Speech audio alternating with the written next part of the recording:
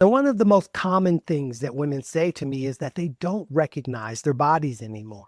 And not because something dramatic happened overnight, and not because one obvious symptom occurred, but simply because things don't respond the way that they used to.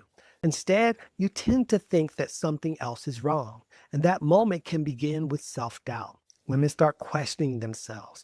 Am I doing something wrong? Am I not managing stress well enough? So women live in that uncomfortable middle space, trying to adapt to a body that feels unfamiliar without understanding why. And I want to start by saying this. Feeling unfamiliar in your body during this stage of life is not a failure. It's not a lack of discipline, and it's not a sign that you're losing control either. It's usually a sign that your body is responding to hormonal changes that affect multiple systems at once. And when multiple systems shift at the same time, the result can feel disorienting. Understanding what's happening, though, it helps to restore a sense of agency. Because when you understand why your body feels unfamiliar, it becomes way less threatening. And here's another important reframe. Your body is not betraying you. It is responding to change. And responding to change takes energy. And another important point, many women assume that unfamiliar sensations mean that something is wrong. But unfamiliar does not automatically mean dangerous. It just means different. And different deserves understanding, not dismissal. And this doesn't mean that you ignore symptoms. It simply means that you approach them with curiosity instead of fear.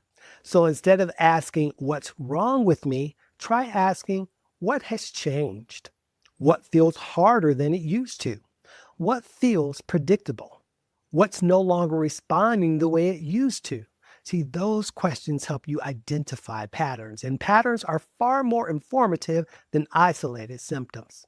And if your body feels unfamiliar right now, I want you to know you're not alone in that experience, and you are not imagining it. Many women describe this stage as living in a body that speaks a slightly different language. The goal here is not to force it to speak the old language. The goal is to learn how to listen differently to the language it's speaking now. And that starts with understanding what belongs to this transition and what deserves further evaluation. If this is making things click for you, that's exactly why I wrote my book on menopause. It explains what's happening in your body and how so many symptoms are connected. You can read the first chapters for free through the link in my bio.